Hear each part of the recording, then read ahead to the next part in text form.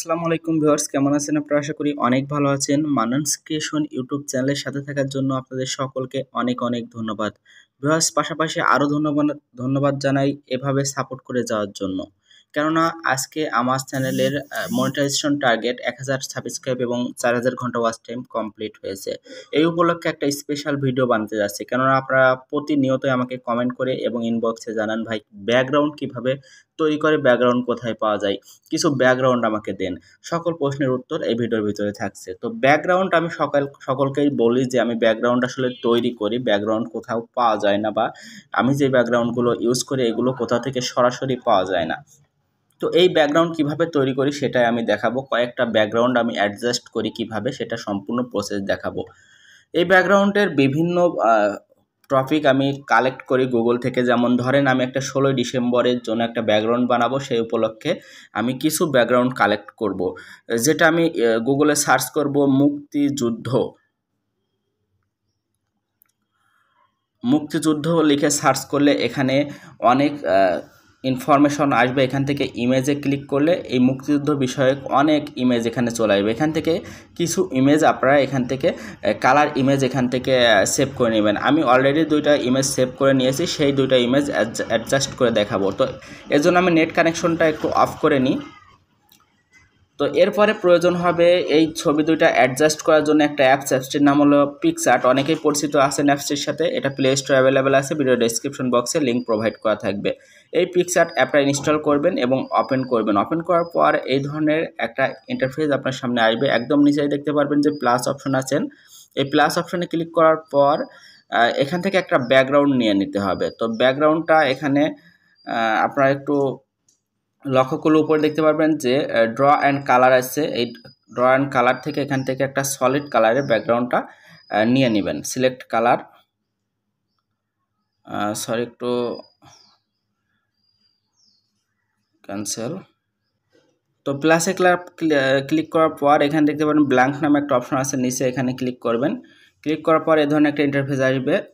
এখানে ব্যাকগ্রাউন্ড অ্যাডজাস্টমেন্টটা শেখাবো। তবে এই ব্যাকগ্রাউন্ড অ্যাডজাস্টমেন্ট করার জন্য আপনি পোস্টারে যে সাইজ দেবেন সেই সাইজটা এখান থেকে টুলস অপশনে যাবেন, যাওয়ার পর এখান থেকে ক্রপ অপশনে যাবেন, যাওয়ার পর এদিক থেকে গিয়ে স্টোরি, ইনস্টাগ্রাম স্টোরি, তারপর এখানে পোস্ট অপশন আছে, এদিকে পোস্ট অপশন আছে।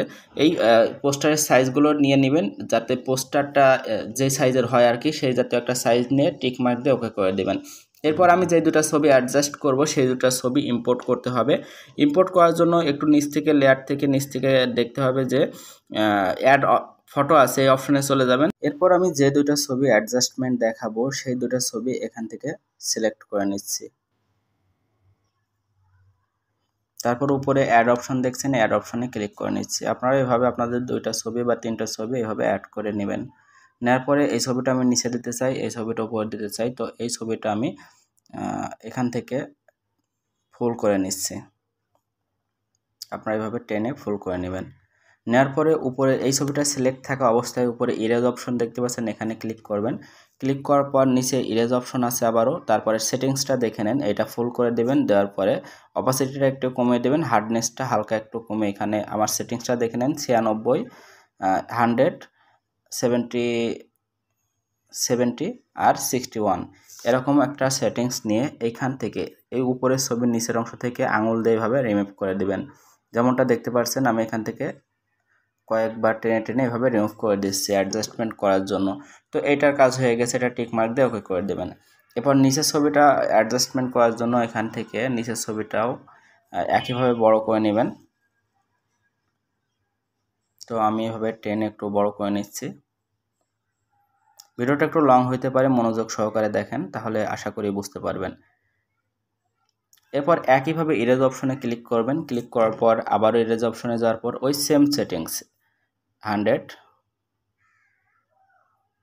70 আর 61, এই সেম সেটিংস দিয়ে এই পোস্টারটার উপরের অংশটা ঠিক এইভাবে আস্তে আস্তে টান দিবেন। দেখতে পাবেন যে খুব সুন্দরভাবে অ্যাডজাস্টমেন্টটা হয়ে গেছে। এরপর এটা একটু কমিয়ে দিয়ে নিয়ে এভাবে অ্যাডজাস্টমেন্ট করে নেবেন। তারপর টিক মার্কে ক্লিক করবেন। ক্লিক করার পর আবারও টিক মার্কে ক্লিক করবেন এবং তীর চিহ্নের উপর দেখতে পাচ্ছেন, এখানে ক্লিক করার পর এখান থেকে সেভ করে নেবেন। সেভ, এরপর এটা গ্যালারিতে সেভ হয়ে যাবে। শুধু এটাই নয়, আমি এই অ্যাপসের পাশাপাশি যখন এটা অ্যাডজাস্টমেন্ট করা হয়ে যায় তারপরে স্ন্যাপসিড অ্যাপ প্লাস রেমিনি যে অ্যাপটা আছে যেটা ফটো এইচডি করতে হয়, এই যে আপনারা এখান থেকে দেখতে পাচ্ছেন আমার ফোনের স্ক্রিনে রয়েছে একটা অ্যাপসটার নাম হচ্ছে রেমিনি। আমি এখান থেকে হোম বাটন নিয়ে যে দেখাই যে এই রেমিনি অ্যাপটা প্লে স্টোরে পাওয়া যায়। এটাতে ফটো এইচডি করা যায়, আপনারা এটাতে এইচডি করে নিয়ে খুব সুন্দরভাবে ব্যাকগ্রাউন্ডগুলো ইউজ করতে পারেন। তো আশা করি বুঝতে পারছেন কীভাবে 2 থেকে 3টা ছবি অ্যাডজাস্টমেন্ট করে একটা সুন্দর পোস্টার ব্যাকগ্রাউন্ড তৈরি করতে হয়। বুঝতে পারলে ভিডিওতে একটা লাইক করবেন, কমেন্ট করবেন, বন্ধুদের সাথে শেয়ার করবেন। আর আমি নিয়মিত পোস্টার রিলেটেড ভিডিও এবং টেক রিলেটেড ভিডিও আপলোড করব। আশা করি 2 ধরনের ভিডিও আপনারা দেখবেন। তো ভালো থাকবেন, সুস্থ থাকবেন, ধন্যবাদ সকলকে।